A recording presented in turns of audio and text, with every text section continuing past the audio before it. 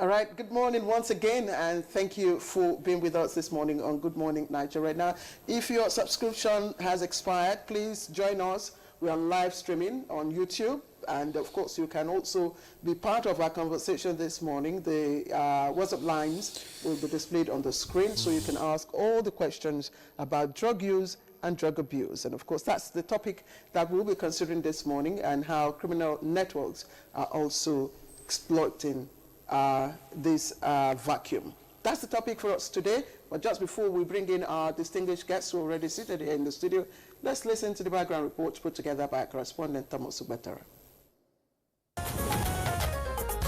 Drug abuse has become one of the most significant drivers of insecurity and criminality in Nigeria, posing serious threat to public safety, national security, and socio-economic development. While substance abuse remains a major public health concern, its growing connection to violent crimes and organized criminal activities has elevated it to a critical national security challenge across the country. Communities are increasingly confronted with the consequences of widespread drug abuse, ranging from rising crime rates and social disorder to proliferation of criminal gangs and violent extremist groups. The abuse of illicit substances, particularly among young people, has been widely linked to armed robbery, kidnapping, banditry, cultism, terrorism, rape, communal violence, and other forms of criminal behavior. Security experts argue that drugs often impair judgment, reduce self-control, and increase aggressive tendencies, making users more prone to engaging in violence and unlawful acts. In many instances, criminal groups deliberately use drugs to recruit, indoctrinate, and embolden members before carrying out criminal operations. Consequently, drug abuse has become a critical factor fueling insecurity across many parts of Nigeria. The security challenge is further aggravated by organized criminal networks that profit from the production, trafficking, distribution, and sale of illicit drugs. These networks not only supply substances that fuel criminal behavior, but also generate enormous illicit profit that sustain other forms of organized crime.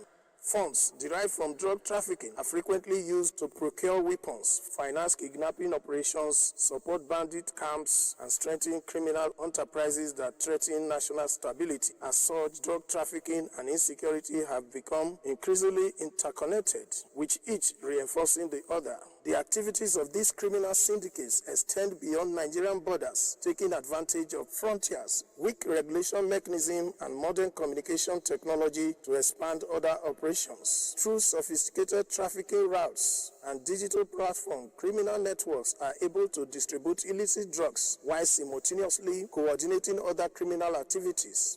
The impact of this nexus is evident in many communities where drug abuse has contributed to increasing levels of violence, youth restiveness, and criminality. Many unemployed and vulnerable young people are drawn into drug use, which in turn exposes them to recruitment by criminal gangs, cult groups, bandit, and extremist organizations. Recognizing the growing threats, the federal government, through agencies such as the National Drug Law Enforcement Agency and other security institutions, are intensifying efforts to combat drug abuse and dismantle criminal networks. Despite these interventions, drug abuse and drug-related crimes remain major concerns due to the evolving tactics of criminal organizations. Stakeholders advocate a comprehensive approach that treats drug abuse as both a public health challenge and a national security threat. As guests on Good Morning Nigeria settle down for today's discussion, attention will focus on the strong nexus between drug abuse, organized criminal networks, and the growing insecurity confronting the nation. Well, thank you so much, Thomas Ogbetere, for that background report and for the several issues that you have raised. Well, we have our guests here in the studio who are ready for the conversation this morning. First, let me introduce Professor Eizo Dige Okpataku, Behavioral Change and Regimental Effectiveness Consultant, who also is our in-house analyst.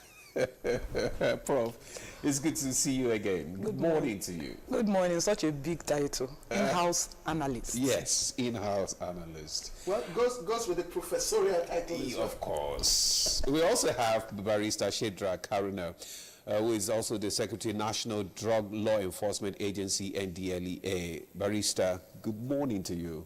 It's nice being here. Good morning. All right. Thank you. All right, and we also have with us in the studio Dr. Hope Omeza, who is the MDV GADA Specialist Rehabilitation Center. Also, may we adopt you also as our in-house He's a regular as well. Rehabilitation specialist. You know, we have not conferred that on him. So let us... in-house counselor, yes. My pleasure. My pleasure. Thank you very much. And I'd like to start my question from you, because you have the practical, knowledge, practical experience and all that. I'm wondering if you could take us briefly, let us into a typical day at one of your centers. What really happens in terms of the demographics, of those, your patients? Yeah, thank you very much for having me. It's always a pleasure to be in the studio with Barrister Shedrack, who houses all organizations that assist the government and, of course, the agency in combating the drug abuse menace. I think I'm meeting Prof for the first time. It's also a pleasure to have to be side by side with her. Okay, yeah, actually, the demography, we have more young people really, engaging in substance abuse. And recently, I think 2 days ago, I'll give you this day-to-day practical experience. I had a family who brought in 2 of their children. Yeah, so you see, every time we sit here and we talk about statistics, we let people know that it's not just numbers we are quoting. We are quoting actually people's lives. We are quoting human beings, individuals. You only need one person, unfortunately, and of course, God forbid, in a family suffering from drug addiction to destabilize that whole family. You are looking at this person, for instance, growing up to become a husband, who now have in-laws, and of course his own immediate family, and then have children with the wife, and is down or suffering drug addiction. You are seeing the connection here and there. His own families are affected, the in-laws are affected, the immediate family, the children and the wife, affected. This person likely is not going to work, maybe for the past 1 month or 2 months. And by the time he's in your facility, the officers are checking on him. Where is this person? We cannot see him. They've noticed that he's been truant at work. And then they are saying, oh, your medical report is saying he was in your facility for 2 months, but he's been away for 6 months. So you see, it affects occupation, job, and productivity of the individual. Right? It affects, of course, marriages, relationships at home, and the rest. In fact, there are also individuals who perhaps, unfortunately, had their children test drug for the first time as toddlers because they mistakenly kept this stuff at home or even on their table. Wow. Now, so these are the reality, of what we are talking about. And we've had parents too who, there was one time at 5 a.m. I had to admit a patient, and I saw that the man was a bit uneasy. And I quickly asked, can we have your blood pressure checked? But it was over the roof. Wow. Now, we've had parents suffered stroke, from their child's drug use behavior. In fact, some parents have left this world, leaving behind the reason why they even left the world. And that does not even change the person that made you suffer that complication. He's still using. And the rest of the siblings are saying, your behavior made us lose our mommy early. But that doesn't change the person. So I'm happy to hear now that we are saying, wow, drug addiction is a public health concern, and of course also a security challenge. But in terms of demographic, in terms of gender, in terms of educational standing, in terms of income, and in terms of marital status, yes, what is the reality? What is our reality? I've mentioned we have married people in the facility. We have those who are single as well. Yeah, we have more young people, but I've admitted 70-year-old man for addiction. And now, some people think that alcohol is not a drug. It is also a drug. Alcohol is a drug, right? So I've admitted even grandmothers, for alcohol use problems, right? Now, so yes, we have more younger people, as stated.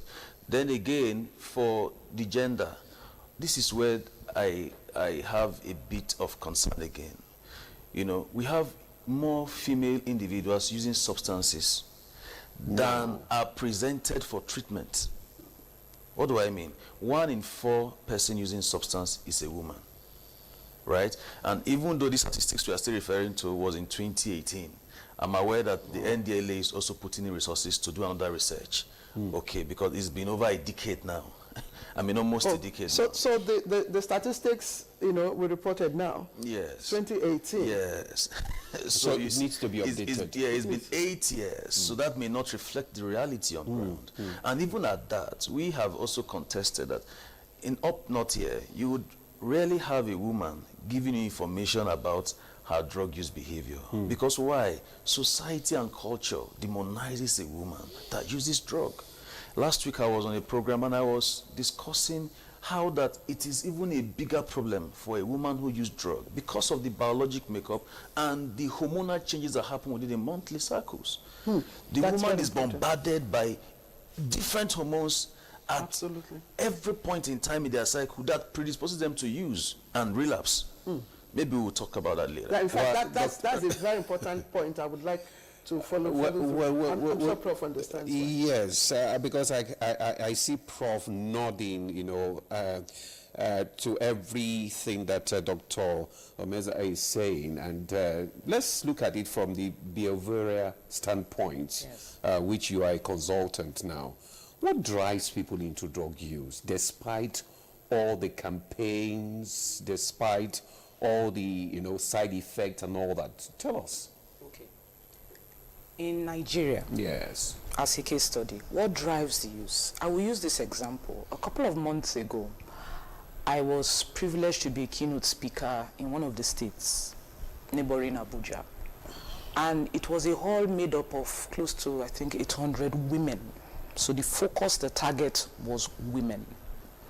Most of them were women who had children, so childbearing age, were not young. So average age, maybe mid-40s. So we even had grandmothers in the hall. It got to a point where the deputy governor's wife, who was sitting in the front and was presenting the first lady of the state, I noticed her language she was in shock. Now, what was confirmed during that program? When we asked what were the different things being used in the communities, because it was a grassroots program. So it was representation from all the different local governments and corners of the state. We had people traveling a couple of hours to attend that program. And in that particular program, they were mentioning all the different street names of these drugs. Now, when we talk about drug use, those women are aware. So they fall basically in 3 categories. They know people who use, children, siblings, neighbors, friends. They themselves use, or they sell. So oftentimes they fall in those 3 categories. Why was I nodding? Because if you update the statistics now, and we have a problem with statistics gathering in this country, a lot of people use religion, culture, fear of being stigmatized to cover up the fact that they use. So even somebody who clearly is under the influence will deny and swear that they are not using. So what are the different propensities, or what pushes or drives people to do all these sort of things? I've mentioned them. So you see people selling, you want to also find out, so curiosity. There's also the concept of peer pressure. Now, when we think of peer pressure, we like to think of teenagers or children. We have adults who have peer pressure. A man can literally be talking to his friend and go, guy, now wow, this wahala is too much. You say, oh yeah, take this one, take the edge off. And that is where he goes off the deep end. So somebody who hasn't, because I've had a case where somebody had to ask me, he said, how can somebody that is close to 50 or around the age of 50 start using drugs, and they've known the person throughout life and he has not been using drugs? Access to income, or some form of income that permits that, it makes you want to experiment with things that probably you did not when you were younger. So it's because, oh, this thing they've been talking about, let me just try it. So there's the peer pressure component of it, there's the curiosity component of it, there's maladaptive coping mechanisms. So somebody who is going through some form of stress or trauma, or has been exposed to some form of trauma, tries to take the edge of, try to escape reality. We often see a lot of that with people who are of a very low socioeconomic background, so people who have been exposed to some form of trauma or injury or the other. Because when people think about drugs, we like to think of only narcotics. We also have people who abuse prescription medication. How did tramadol start the process of being abused? We have people who started abusing codeine. We have people who abuse ketamine. We have people who mix all these things together, and we tell you that they are mixing things, and this bottle, if you drink them, no touchable. Do you understand? Because why? The evils of drug and narcotics and every other thing you can think of is mixed in that bottle, and it's being sold to people. So we have people who got introduced to these things through food and drinks they ingested. So the concept of double, people went somewhere, say, I want to take Caribbean tea, and then the guy noticed that he was having some kind of headache, he could not sleep well, he wasn't, and that was how he got introduced to it. Now for some people who are not aware, they will say, that thing, your body has started developing what you call tolerance. And they say, you are being drawn. And then, there's this song, say, Mungu, be careful, the express you they go. So for some of them, they are not aware that they have started entering the express, because, you say, okay, I got a nice buzz, or I got a nice feeling, or perhaps maybe if it has some sedative qualities about it, I slept better. So because they want more of that, you understand, to cope with whatever issues, both physiological or psychological, they are dealing with, they might want to lean on all those things. And then we also have the situation where catch them young. So I think it was some time back, and it was, I believe, the police who caught a full medical doctor near a school that was selling snacks that had these items in them. Wow.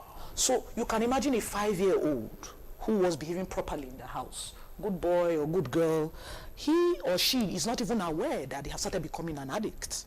Because by the time the child starts to steal in the house, starts to misbehave in the school, there's truancy, you understand? The child himself doesn't understand, does not even have a word to put to it. I hope you know a good number of the deaths we see nowadays, now very young people, is from overdosing. They'll just say, brief illness. Nigerian culture, people, sometimes the family might not even know what is wrong. And then we are in the second generation or second wave of children who were born into drug use. So what am I referring to? I'm referring to the mother taking in that child. The child grows in the womb and is born with drug issues already in the blood, in the brain, and in different parts of the body. So those who want to escape reality are there. Those who want to experiment, peer pressure, access to so many things, access even to social media, access to glamorization, all sorts of things. Some of them are subliminal, that try to whisper that there's no big deal, it's normal and it's cool. Is it that we are missing something in our, prevention message? Yes. What are we missing? But I thought you're fast forwarding the one that because yes, I mean, with all these things that you have, there's so much she has unpacked. There's so much. I like the part you mentioned, glamorization. I would also like, maybe when we come back to you, to tie it with role modeling, and of course social content, consumption. But let's come to Mr. Haruna. Of course, he is the secretary of the NDLEA, the agency that is vested with the mandate, the responsibility of helping us find a solution. And I do know from statistics and information out there in the public that some of our states have been designated as both drug consumption and transit corridors. And indeed the NDLEA, some of the seizures, the NDLEA, large consignment of seizures that the NDLEA has made, have been through those, corridors. My first question would be, with the kind of impact that the NDLEA is making at the moment, are we exiting as a transit, corridor? Are we moving ahead? Are we moving the needle? And then I'd like you to talk to us about what these substances really are. Well, thank you very much. Thank you for having me here. I think I've heard what my colleagues here in the studio have said. But I just want to clarify something. You mentioned some states have been designated. Yes, some corridors. Corridors. Some, Is it some state within the country or states as countries? states. Well, states that have borders with other countries. Well, Especially the inland states. I wouldn't know who designated them because we don't really have that designation. No, in the but agency. let's be realistic. I'll tell you that Yes. yes, we have prevalence of drug in some areas of the country, but nobody has designated because it moves. It can. Okay, is Nigeria can a be- transit corridor for drugs? Well, it used to be. It used to be, but Nigeria has become both transit, both manufacturer and user of drugs today. So we know that yes, where we have populations, some very big cities, they have, by the 2018 research, we have some of them that have more prevalence because of the population, because of the urbanization in such states of the country. But it is not so designated that they are the corridor of drug use in the country. And going to your questions, what was the next question you said? Yes, I wanted you to break down for us so Yes. that the viewer will understand what is meant by substance. Well, when we talk of substance, we're talking of those ones that are prohibited and those ones that can make somebody go beyond the normal behavior. Because we have even some licit drugs that could also become illicit, depending on how it is used. If there's an abuse of it, it becomes illicit. For instance, tramadol is a licit drug. But you see tramadol of 200 milligram, but the prescription tramadol is about 50 milligram. And you see people using tramadol of 100, 200 milligrams and all those things. Those ones are illicit, and we go after them. And indeed, where they're being manufactured from, it's not really covered for them to do such high dosage of tramadol. They do it illicitly and export them to the country. But what the agency has done lately is to harden the target for those importers. Most of our ports and airports are now well policed, either by personnel or with technology, as well as sniffer dogs. So we have a situation where even those manufacturing illicitly have told the buyers that, look, don't take it to Lagos. If some of you have watched the BBC Undercover report some time ago, the reporter went to India, where some of those drugs came from, to West Africa, and he said he wanted to buy as an undercover agent. And the man told him, but don't take it to Lagos or to Nigeria. They'll seize them, because we have had in the target over the years. In the last 5 years, we've made a significant effort to ensure that policing at the port is heavy. And we have also destroyed so many of them, seized them and destroyed them. Because they're licit, we have to work with NAFDAC. Okay. And we have that understanding with NAFDAC in MOU that tramadol of certain dosage should actually be transferred to NDLA. And we have that good working relationship with NAFDAC. So when it's beyond the normal prescription drug, they'll transfer such cases to NDLA for prosecution. Now, Mr. Aruna, I still want to stay with you because lately we have seen the efforts of NDLEA at dismantling all the, drug trafficking syndicates in Nigeria. I mean, it's several. We've seen it on the news. But tell us the challenges that, your officials face at dismantling all these syndicates. Well, for criminals are usually ahead of law enforcement agencies. But this time around, I think we're going ahead of them. We face a lot of challenges, no doubt about that. Structural? Well, in terms of concealment method, in terms of tools to use. But of course, we know, because we have our undercover agents everywhere. And NDLA officials are everywhere. They're just like any other person.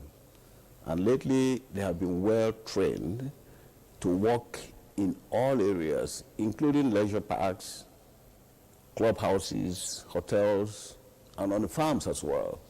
So when you see seizures coming from the farm or from anywhere, it's because our officers are there. They work with them. They're just like any other person. They don't know who they are. So these were some of the challenges before, but we've been able to overcome some of those challenges by having undercover agents, covert operation. It's basically what we do now.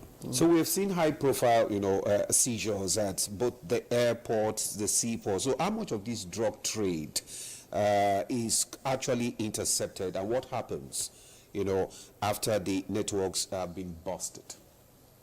Well, what happens is prosecution, destruction of those drugs. But how much of those drugs have been unnetted is the question that we don't know ourselves, because we know they're there. The drug issue is persistent. You see, because if you look at this year's theme, June 26 World Drug Day, it's a world drug problems, persistent issues, new challenges and responses. It shows that drug trafficking or drug use is something that is a very stubborn problem, which we have to confront no matter what it is. It's not something you just wish away and say, I have finished with it. As you are doing it, you keep on seeing it. If you don't go after them, you will not even see it. It's because enforcement is effective. That's why you are seeing seizures. Otherwise, you wouldn't have seen anything. They're very clever, very, very clever. Their mode of concealment, the way they do it. In fact, somebody was trading drugs within a residential area in Lagos. All the tenants did not know what was happening. He was there bringing in these drugs, selling it, distributing it in so many ways, because he was carrying it out as if he was doing a normal trade, selling the normal thing without people knowing. The same way drugs are being manufactured. Before, we used to have lists of drugs like cocaine, heroin, and other things being imported in. But today, your child will be manufacturing drugs in his room without you knowing it. Because whatever he's using, they're all licit chemicals, licit things that you don't even expect that drugs will come out of it. And that is what they call green chemistry. Somebody is bringing in some precursors, which you think is a normal thing, and then bring another one. Oh, you see it, you see Maggi, you see Coca-Cola, you see all those things. You don't know what it's going to do with it. And those things could turn to become psychoactive substance. And you wouldn't know. So what we have done to also catch up with such situation is to see that the product that is produced at the end of the day, what is the active ingredients in that product? If it shows that it has psychotropic substances, then that person found with it commits an offense. Okay, that's at least it's clear. Yes. But let me also ask, recently our correspondent, Sawa, who covers the NDLE, reported a case that was a suspect that was apprehended with, substances, stopped in a T-shirt and bloated up and all that. Yeah. I'm sure you're aware. So it would appear that these people have become more and more sophisticated in their ways and all that. So how deeply embedded are these organized criminals in this drug economy? Well, it's just like asking how criminals operate. Whoever is into drug, they have their own mode of operation.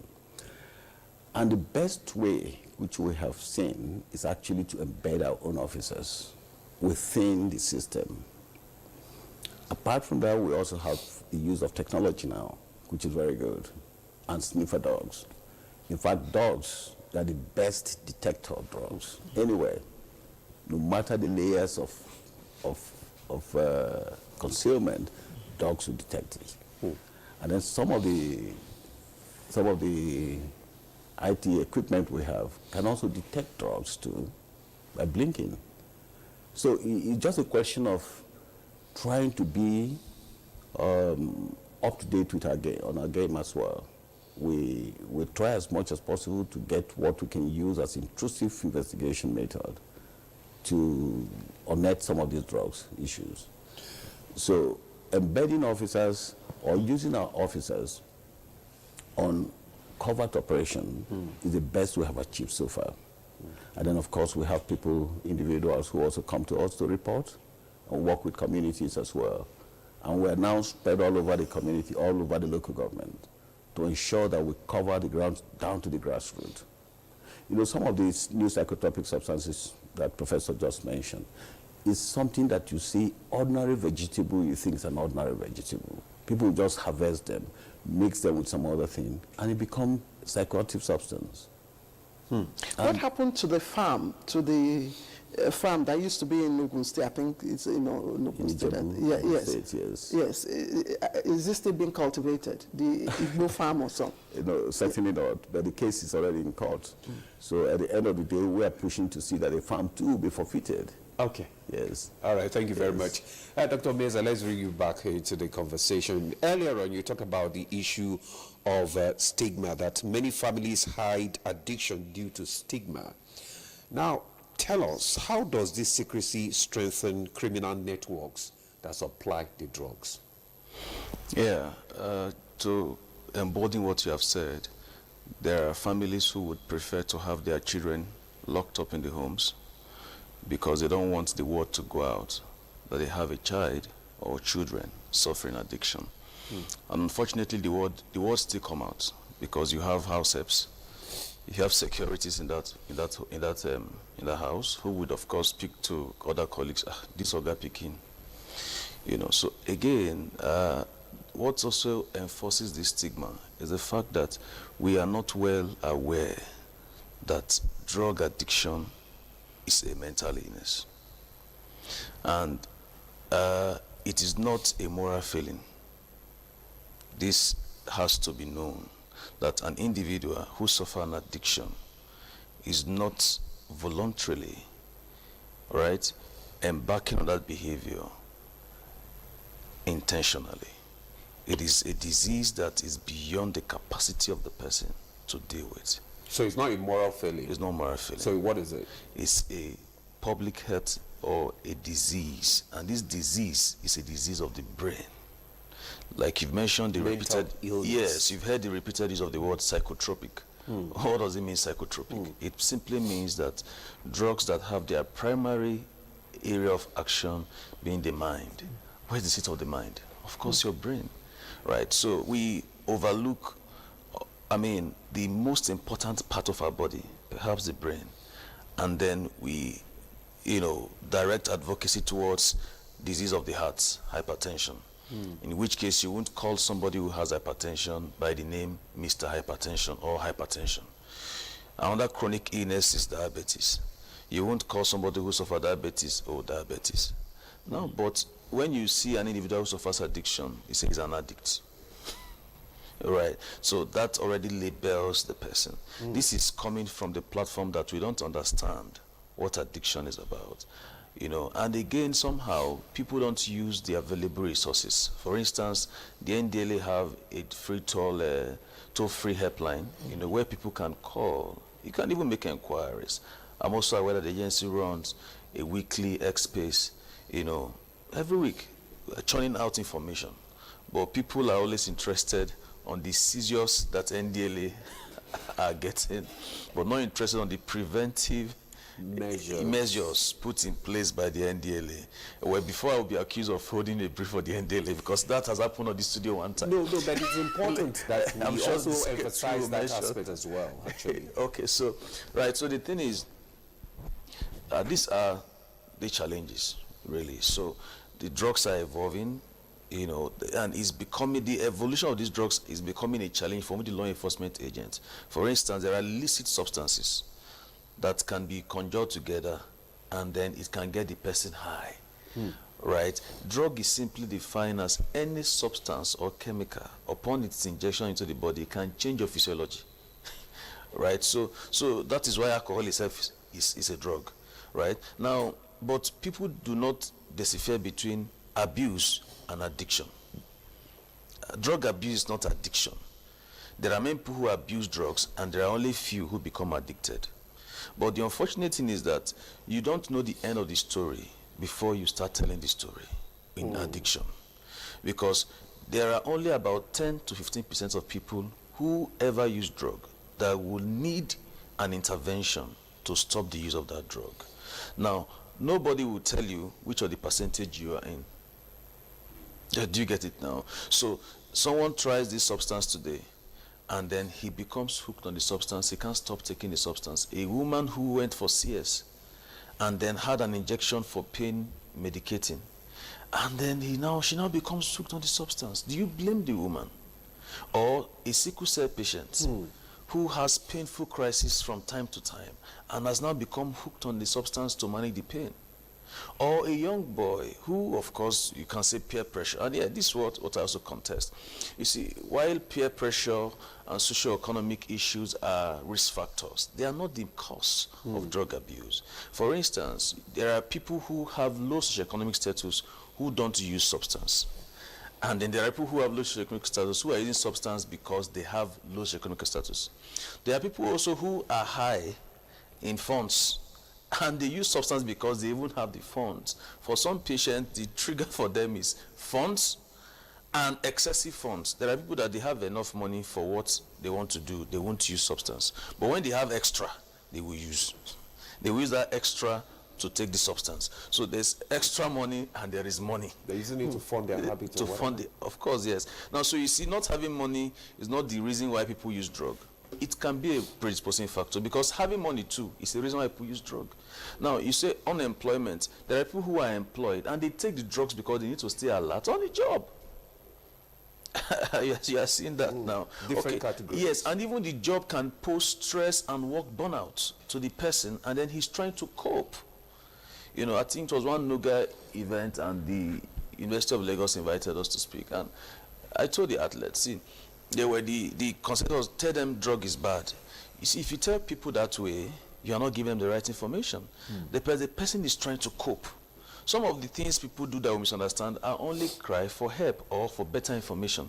Someone who is going through a depressive episode or reasons to be a father, for instance, who told me, said, one day I had issues with paying my child's school fees. It was so much for me. And then I realized why people take alcohol. So that means that if the person did not know how to better manage his emotions at that time, he would have taken to alcohol. So when Prof said that there are background reasons why people use these things, you know, that is very correct. So therefore, there are also people who have told me, very confident people, they say, me, I have had these issues, I didn't use alcohol, I didn't use any substance. And I tell them, I said, see, this is it. We are not all the same. We don't have the same genetic makeup. As a matter of fact, there are genetic predisposition to drug addiction. I've mentioned biological predisposition, e.g. in the women. You know, so do you blame, are they the ones who chose to be women? No. You didn't choose to come in the family you came with or make your own genetic structure, right? So the thing is, we must begin to broach into some of these primary causes. Now, so the simple way is this: some people are born with those traits, psychological skills to cope. Some people have good coping strategies. Alcohol is a coping strategy, well, let's admit, but it's a bad coping strategy. So now you can now replace with the information of good coping strategies. Do you get it now? Now, so there are people who after work, they say, I'm tired, they'll go to the counter, over-the-counter medications, the chemist man. The chemist man will put Sodrex, put Bosca, we put 3 NSAIDs. And so you see a rise in kidney failures. And you're asking yourself, where is this coming from? All of those are drug abuse and misuse, not even an addiction yet. So, and these things are contained. The secretary just mentioned that tramadol being abused, I mean, some of those being trafficked, and not the prescribed one for human beings. Maximum 50, 100 for human beings. But you see even up to 400 milligrams in the market. For who? Of course. So these are the issues. Okay, so there's a lot to discuss. Those products should be taken off the market, and that's where the partnership between NDLEA and NAFDAC, you know, becomes very critical. But I please, even if I don't ask any other question before we close, I must ask you how a woman's biological makeup predisposes her. That may come with a fee. Yes. Since you are very concerned about that. Yes, I'm very concerned about that. Yes. No, I'm a woman. Yeah, she's a woman. Yes, I'm a woman, and of course, if you are telling me that my biological makeup predisposes me or makes me vulnerable, I should know at what stage and when. Yes, but Prof, again, he has mentioned some factors. You have mentioned some factors. Usually, our conversation today is not just drug abuse. It's how it's linked to criminality, crime, and insecurity. And that's the interconnectivity that we always, link drug abuse with. But like you've also, as a psychological expert, told us, addiction also begins with social and psychological vulnerability. So at what point might one, or maybe I should say the youth, become susceptible, to being recruited by these criminal networks? Now, it depends on the category. I'll give you an example. I think it was NDLA some months back, maybe last year or so. They caught a young lady. She was less than 25, and she went to pick up her own consignment, I believe, of cocaine.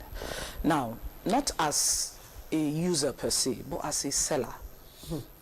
Now, she will come on social media, display she has bought what they call the electric truck by Elon Musk, a cyber truck, and then she shows she's flying business class and first class.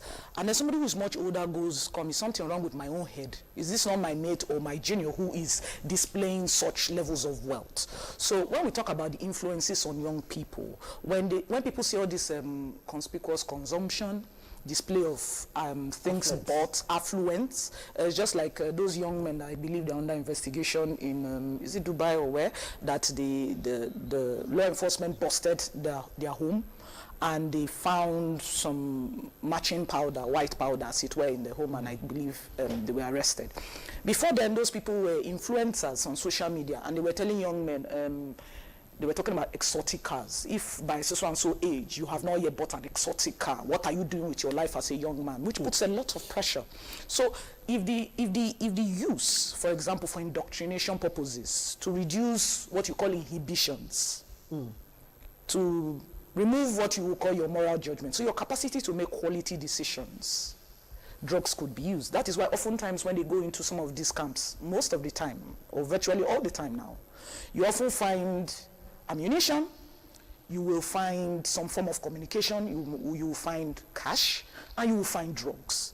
So oftentimes those drugs are used in the indoctrination and also to power a lot of violent crime, because if your inhibitions are lowered and your capacity to have empathy is removed or reduced significantly, you would be able to commit violence and commit crime without any form of limitation. We also have the concept of what you call the terror drugs, which makes you a marching zombie. So march and keep moving until you literally can drop dead or pass out. The capacity for zombification, as I would like to call it, is created inside those terror drugs, where you just ingest or force-fed. Because let us go back, when we look at commercial sex workers or people who are trafficked, oftentimes to reduce or take away their capacity to say no and to expose their body to physical conditions that otherwise would break them, you understand, especially for commercial sex workers. A lot of those girls, when they're interviewed, we had one program that many years ago that we tried to do a lot of rehabilitation, proper rehabilitation of them. Some of those girls from a very young age are given those things to reduce their capacity to say no, to entertain more men, to do all sorts of things, okay, that normally that they wouldn't be able to. So when we talk about youths taking these things, apart from peer pressure, which I said does not only exist in young people, older people have peer pressure. It is one day that the journey starts. Where it starts, you know, but where it ends, you do not literally know. For a lot of young people who go on the dark web, somebody might chat them up, and they would be used as a courier or a form of transmission, and they're not aware of. When he talked about the different substances that can be put together, I'll give you an example of what we call unkpuru miri, or ice, or crystal meth. It does not exist in any form whatsoever naturally as a derivative in nature. Crystal meth is a combination. That's why the people who create it are called cooks. NDLA some years ago, they destroyed a lab. I can give you statistics from just NDLA. NDLA some years ago, they destroyed a lab, and I believe their production capacity on a daily basis was 3,000 kilograms. To put that in context, that is 60 bags of rice times 5. So if they decide to maybe do 1 week in, 1 week rest, those guys were brought into the country, and they would have what you call what do you call them now, downliners, people who would learn, apprentices, who would learn the process of combining those chemicals together. Apprentice cooks. So at the end of the day, some of those guys will leave the country, those guys will be left with that knowledge, and then they will now know how to do these things. Now, when we talk about crime, some of these things now become hybrids in the sense that you weaponize drugs. So if this one they catch before, they catch again because the body has developed tolerance. Somebody is now looking for how to add another thing to it to now make it catch more. And now the market is catch them young, catch them wide, so across socioeconomic divide, catch them across whatever gender, because I believe drug use in Nigeria now is virtually 50-50. The drug of use, however, may differ. So how do we, I like the point you're raising. And earlier on you talked about glamorization. Yes. Today our youth are glued on their phone, social media, music, movies, videos, all sorts. And then you watch even our own videos. You see, our influencers, giving us impression that these things, reflect a successful lifestyle. For the I don't know, for the bare mind, for the mind that is a tabula rasa, I mean, how do we protect such? Invariably, okay, the personality or the character of a child, the foundation is already set by the age of 7. So let's get that out of the way. So oftentimes when they've been exposed to at least 1 or 2 or 3 years of primary school education, they are no longer tabula rasa. All right, so let's start from there. Now, some of these children may be bullied to escape from reality, to escape the pain of that. They might move to that. You could have children who come from some particular backgrounds. It could be a high socio-economic background, can be a lower one, where they're looking for alternative sources of income. And the truth of the matter is this. Now, let me use that of cocaine, for example, coca plant. When it comes in, it can come in just in this quantity, yeah? Somebody now adds what we call cutting agents. Your cutting agent. Now, the DEA in a place like America now, they even have ways of isolating your mix. So what you use as a cutting agent, and to the degree and the mixture might be different from hers, for example now. You understand? All of you are dealing in crack, which is like the diluted, cutting agent, full quality of cocaine. However, the higher you go in terms of your capacity or exposure to money, the purer you can be able to access or buy. Okay?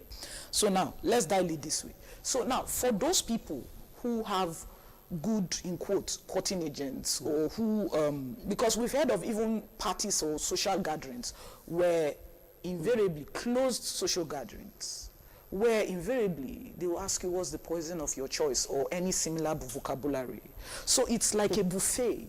What's the poison of your choice? So what is it? What is it you would like? Yes. You understand? It's just like some people will tell you in Abuja here, there are car washes and places you go to, they understand the language because the vocabulary is available. If you do not know, it will fly right over your head. And that's why parents too, because it's so I'm new to all this. We would say in Yoruba, Allah Shanuwa, protect us. Because our social organizations, okay, now, we used to have structures before in our schools where if whatever form of mental or emotional distress you are going through as a child, there will be a counselor who can talk to you. But you have not hit, I want you to talk about the actors, because when you watch this film, you see them smoke. It may appear... Were you listening into the conversation I was having with Oga before I entered into the studio? Were you listening? Were you spying on us? Because I spoke to him about the glamorization, normalization, desensitization of people generally, you understand, to the use of these things. Unfortunately, people who should be watching some of these things, so for example, NBC, you have music videos come out, and it is very clear from the item that is being held in the hand or by the nondescript nature of the cup that is being held, that only God knows what is inside there, but we can clearly see or have an idea of what it is that is being held. So you see somebody who will come out and the person is trying to show he's a human chimney, and it comes out of those nostrils, and people, make it look very glamorized. And unfortunately for so many young people, because more than 70% of our population is 35 years and below, susceptible to what you call peer pressure, even online. even through what they see through media. So when they sit and go, okay, this is my fave, in quotes, or our they call it standing. So who you stand? You know, people. This vocabulary. I have to. I have to. Works with them. You understand? And then it's a case of, oh, this person I stand. You look up, whether we like it or not, as role models. A lot of parents have not yet accepted the reality. Now, this is an ego thing or an assumption where they believe that automatically, because they are parents of children, they are role models. A lot of children do not see their parents as role models. Now, when we talk about crime, the use, indoctrination, the use, sales, a lot of what we call the evolution of crime right now has gone across. So we have people who do gun running, e.g., people now send through the mail, all sorts of things, you understand? It is said that there's an express delivery service. There are even apps now where you can order for drugs. Express delivery service where from states, across several states, drugs of your choice, you pay a premium for that service. It will locate you. You understand? There are corners and places you go where it goes, let me use this slang, they say, who goes you? If you can respond to that, who goes you? So it's like a dog whistle. Or let me use it in that context. It's like a sound sent out subliminally. If you understand it, you will respond. You understand? And then they go, okay, fine. Why do you think it's so easy for somebody to walk into a community and he has never been there in his entire life, and in less than 24 hours he's able to locate the source of all sorts of things that you will say normally? It's because they say like attracts like. So they know what to do. They know the signals to send. And unfortunately, with the use of the dark web, AI, the metaverse, the media, to actively recruit potential customers. A whole community can be compromised through just the introduction of drugs. So when we talk about the evolution of crime now, the sales can be used to power the procurement of more arms. Expansion of territory, which is something we are not yet addressing in this country yet. There's literally a territory grab by different groups. We see it in cultism. So just the way you have it abroad, some people are controlling some particular streets or areas. You understand? And one thing we must understand is that at some particular levels, for people who, we've not yet spoken about Bluetoothing. We've not spoken about PWID. We've not yet spoken about all these things. Prof. Maybe NDA, I don't know if NDA is aware of all of these vocabs. I don't know. Yes. I don't know. And how NDLA is addressing them. I think our operatives are very well aware because they're embedded.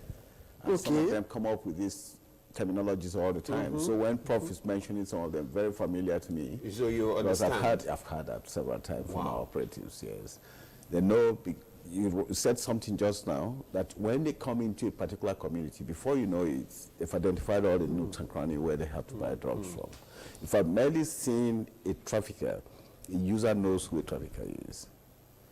And flagging down a motorbike, they know who is a courier. So they have all these things. Who goes there is a language they use all the time, because to identify who you are, and what type of drugs, what type of drugs you use.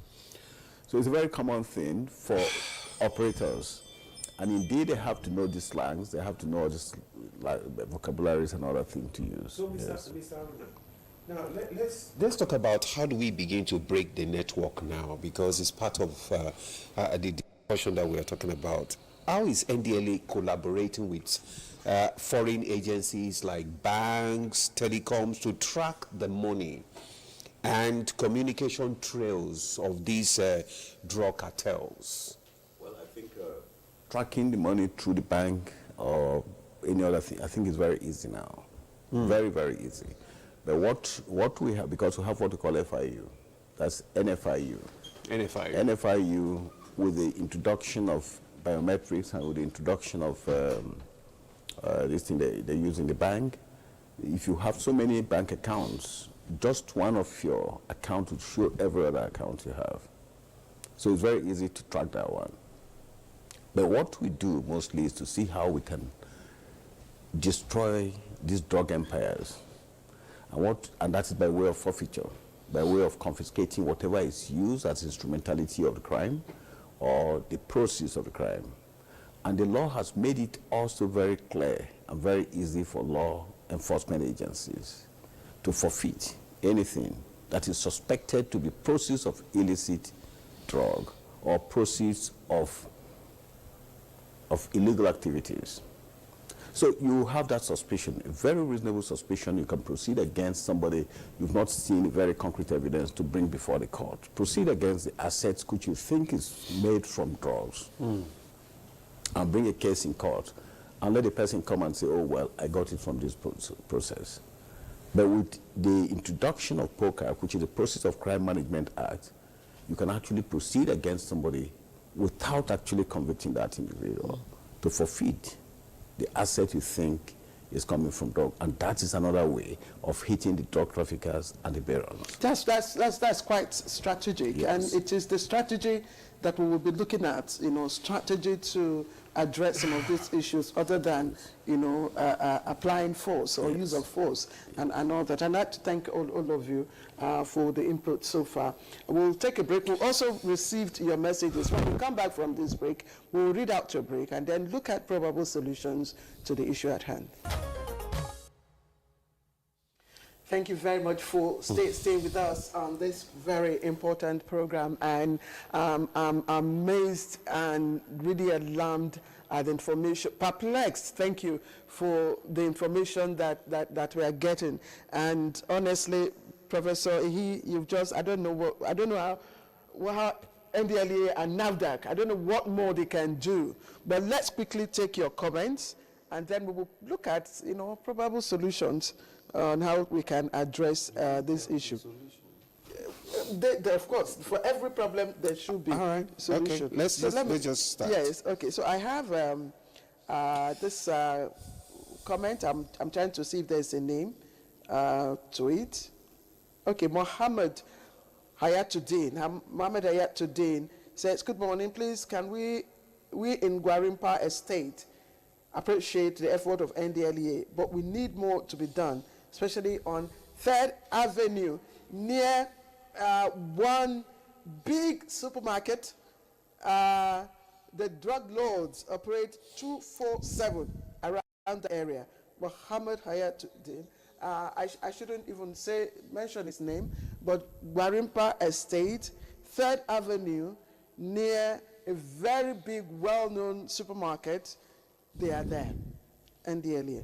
Good morning, presenters. This is from Peter Agbara in Ogun State. The primary step to rid Nigeria from this drug abuse is to start raiding motor parks, streets, and close down those suspected companies. Okay? We must also appreciate our enforcement agency, but they need to do more. And this is from, I'm trying to get the name, no name now. In around our environment, we see people sell drugs freely, making us to question the activity of the enforcement agency. A case study is off Umaru Musa Erdua Way, Airport Road, Chika in Abuja. They are gathered just opposite Living Faith Church. Again, a case study of Umaru Musa Erdua Way, Airport Road, Chika, Abuja. They are gathered opposite Living Faith Church. And I must also say, not just around this area, but also around satellite areas, especially the MNK district, areas I call MNK district. You know MNK district, sir? Yeah. Maraba. Thank you. So you get it. Yes. Maybe you want to respond to that before I read out. Yes. Well, I think we have these areas in different parts of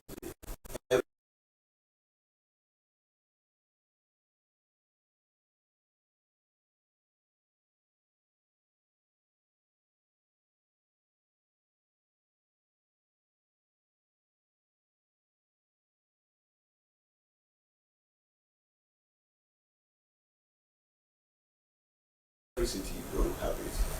And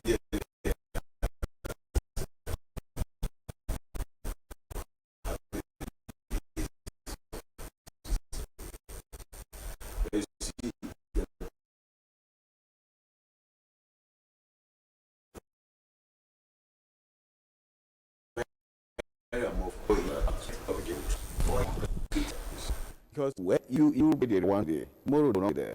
They'll move to area 2, or they'll move somewhere in Gwarimpa. In fact, in Gwarimpa you mentioned, we have different spots in Gwarimpa, and our officers on top of this game. In some cases, about 2 or 3 weeks ago, there was an exchange of guns between our officers and some of these guys. In Gwarimpa area, yes. So we have them. But we are working using undercover agents to go back to where the supply comes from. We don't just look at those ones who are smoking and selling there. We do get them once in a while, but to use them to get to the root. And when we destroy the root, then the flowers will wither away. Okay, when the root is destroyed, the branches will die. That's right. All right, so let's. They don't spring up. Well, we're just trying. Okay, let's take these comments and questions from some of our viewers here. This from Okechukwu Okorie, and he is saying, in my community in Isukwato, a local government area of Abia State, our grandfathers and fathers told us stories about how black sheep or detected criminals in families in the communities were either buried alive or sold to slave traders. Modern civilization and church taught that tradition was wicked.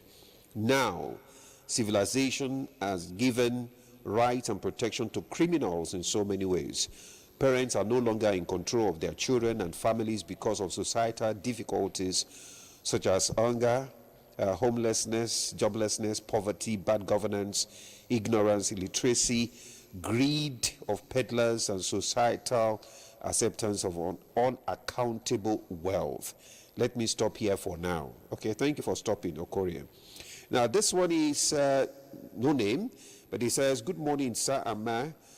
Please, what can we do to someone that have been smoking for years, and all the families have done a lot, but there hasn't been any good result or outcome from it? That is, the person has become an habitual smoker, but all efforts to get him stopped is fruitless. Then this other one is from Alhaji Garko from Karu side. Alhaji Garko is our regular. Thank you for sending this again. It says, good morning, Nigeria. Good morning, presenters and our guest.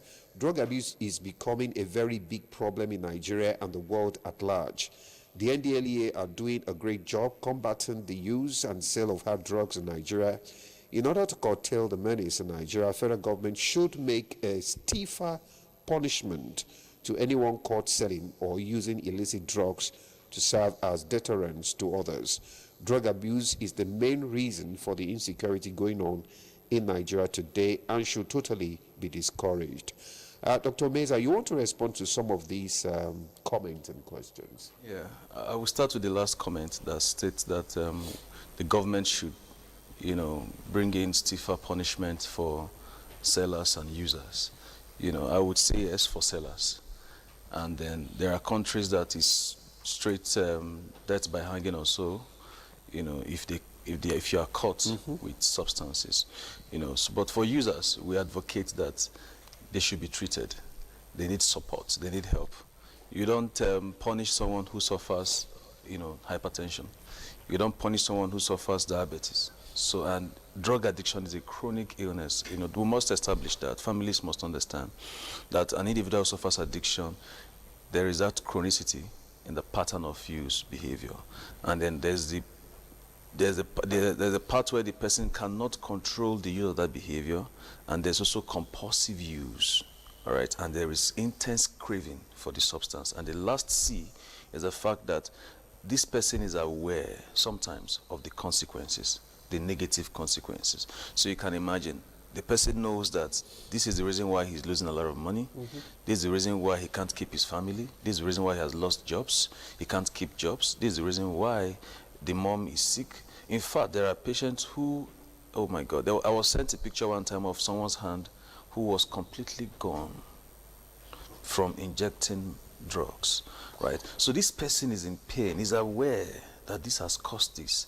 While in the medical school many years ago, I had a senior that was going in for an amputation because he was injecting a particular drug. So the person is aware. Now, but he does not have the capacity to control the behavior. So do you punish the person more for using? So if we keep seeing drug addiction as a moral failing, then you think of punishment. But if you see it as a health condition, you think of support. You think of getting a person into the care that they require to begin the recovery journey. And that's why... Can they actually recover? Now, the mistake people also make is to think that recovery is a seasonal, is a time-bound program. No, recovery is a lifetime journey. If you have not used a particular substance, for instance, Fanta, because I'm not comfortable with mentioning names of drugs anyways, for instance, Fanta, and then realize that, oh, this is causing me problems. The doctor said my sugar is high, I should stop soda. Till you die, you are going to have to make a decision every day, because Fanta may be there for you to use. And like the Oga from NDLA have said, drug is a world problem. You are not talking about primordial prevention now. We are talking about primary and secondary prevention. Because primordial is when the thing is not even with us. Drug is with us. And I think someone was asking earlier that from what you are seizing now, do you say that it's reducing? It's not. See, the drug reservoir is not a static reservoir where if NDLA sees 3,000 tons of this particular drug, it is now less of what they have in stock. They keep producing. But that could also be a deterrent. Yeah, so yes, it could deter others from, In fact, sometimes what it does, like the codeine issue, for instance, that was mentioned, 10 years ago, codeine was about maybe 300 naira or so, but now it's about 8 to 10,000 naira. People are still buying it. Because why? There is a demand base for it, which are those who suffer the addiction. Someone who is addicted to a substance, by 2 a.m., he will scale the fence, go to Wuse, go to Barnes, go somewhere where he can get it. And if he doesn't have the money, he just bought an iPhone, he will drop it with the dealer. People will drop passport with the dealer. People will drop Rolex with the dealer. People will drop their parents' laptop. Laptop that is not their own. Let's quickly move on. We have less than 10 minutes. Sorry. Let me so that we can come this way and end here. Please, can you just, if you may, in 60 seconds, just enlighten, the female gender, how their disposition, how their biological makeup predisposes them to. You're so particular about the female gender. Anyway, yes, I'll go from outside in. Yes. Now, the female gender mostly have smaller body sizes, for instance, and lesser muscle mass, and of course, lesser water content. So this says that if you drop a cube of sugar into this cup of maybe 50 ml capacity, it's going to be sweeter than if you drop that same cube of sugar into 100 ml of water, right? I mean, cup. So you see that. So if the female gender uses a particular dose of a substance, it means it gets around the body faster at a higher concentration than if the male gender does. Right? That's one. Now, secondly, I've mentioned muscle masses, water concentration, water level and all of that. Now, the hormonal issues, the woman before the age of 40 or 45, menopausal, has these monthly changes in the body, which is natural, all right? Now, at a stage, the first stage, when the person starts having seeing the blood, right, which is a follicular phase now. Now, the follicular phase, there is a hormone that is heightened. It starts to increase from that day 1 up till day 14. I don't want to call the names of the hormones, so that, so it starts to heighten, it starts increasing, and it peaks at day 14 when they ovulate. Now, this hormone is known to block receptor areas that helps in excreting dopamine. So your brain produces dopamine, right?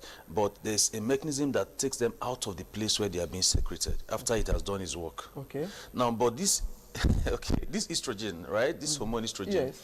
Now, when it gets so it's increasing from day 1, 1, 2, like that, and it's going up.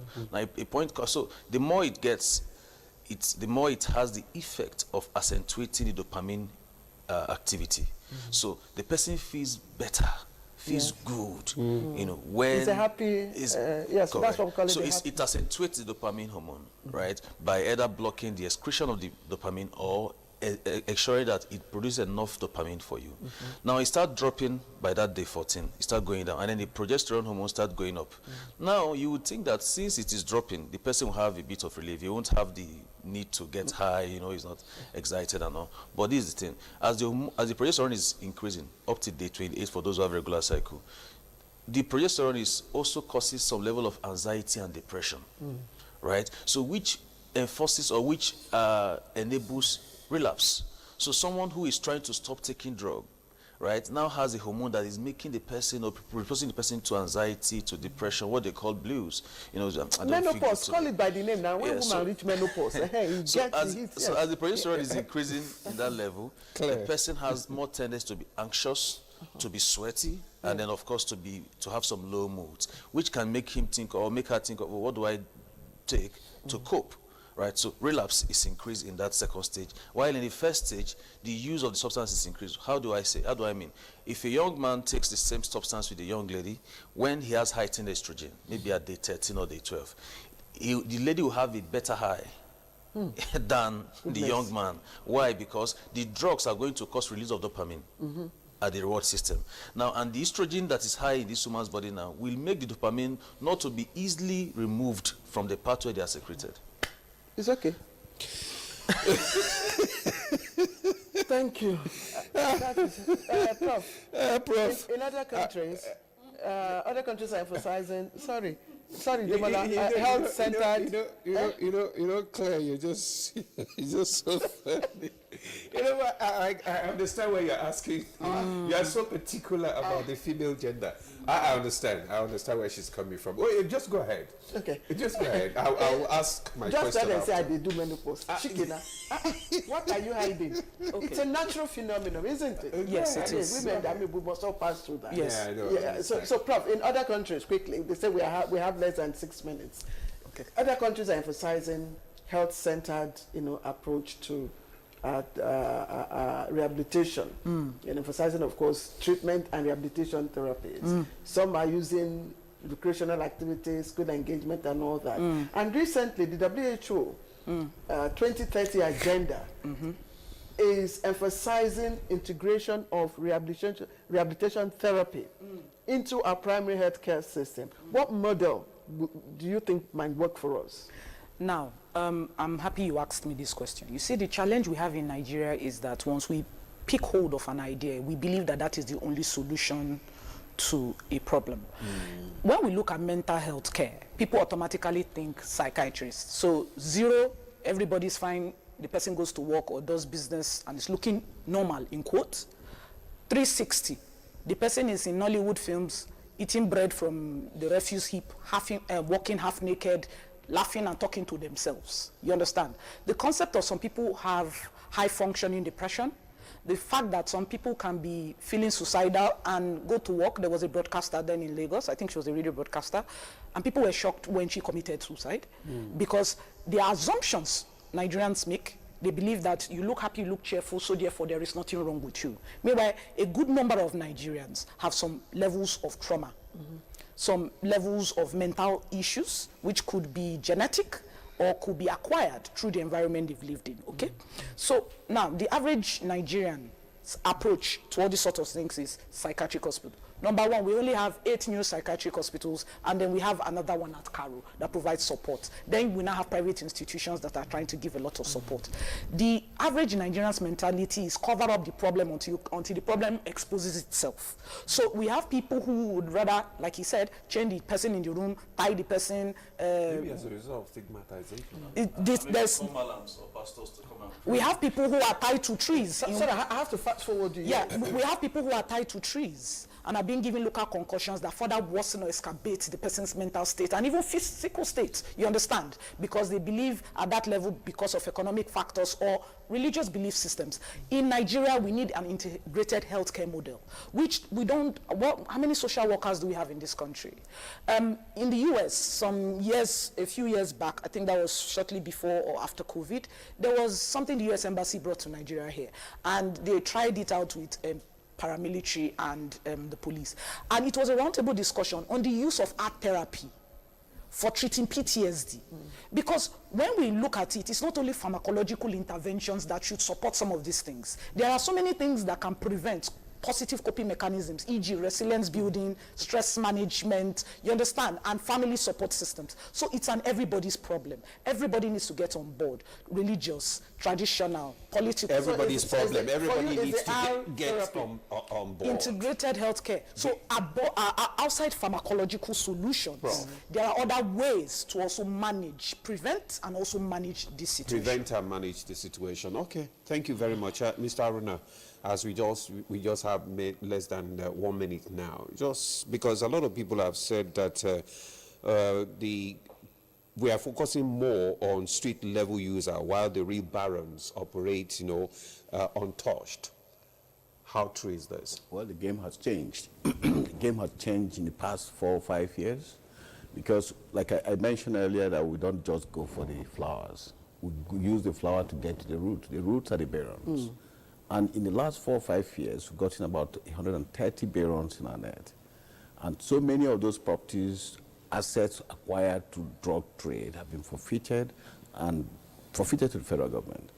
So the work now is not just for those people, the low trash marketers or traders on the street. We go after the barons. And so that's why we have our officers well trained. I want to ask, because these barons now, they make use of TikTok, the WhatsApp, Instagram.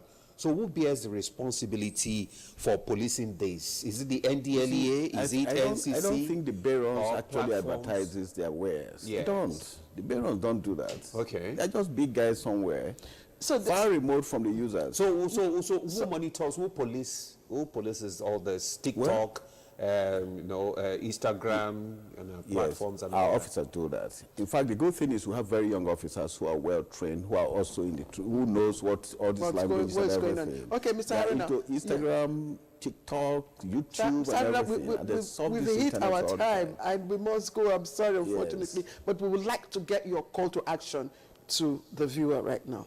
We'll end on that. Yes. What we want the viewers to know is that it's not just for the government alone. We want everyone to be involved in this. Parents, faith-based organizations, individuals, anywhere they are, they have to join this fight against drugs cause, because it's already there. It has permeated every facet of the society, including homes. All right. So it's their task to do that. Mr. Haruna, Mr. Shadrach Haruna, Secretary, NDLEA, thank you very much, sir, for joining us for this conversation. Let me also thank Dr. Mezia, MDV Gada Rehabilitation Center. Thank you very much for the enlightenment, and I would also spread that to some of my colleagues. I hear my producer has been laughing all along. Professor, thank you. Thank you very much for all the vocabs that you have given us. Now we'll be very, very alert and watchful, and I'm sure that every mother should also be alert and watchful. Claire, we should have a part 2 of this discussion, because we've not been able to exhaust.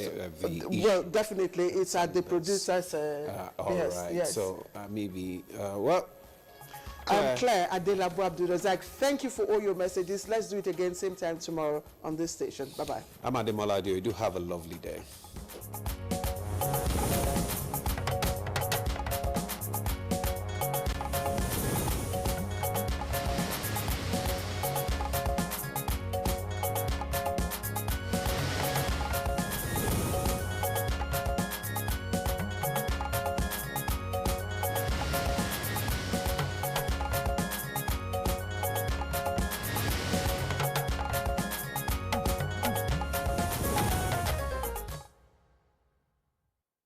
NTA International is with you.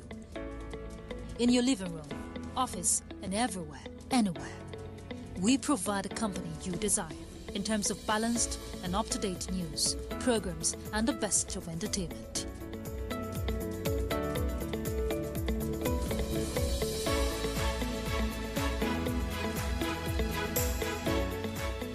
Tune in to DSTV channel 251, GoTV channel. And to watch NTA International in the USA, Canada, and Mexico, use the following satellite parameters. You can also see us on Facebook and YouTube for quality content on the go. NTA International, Africa's window to the world.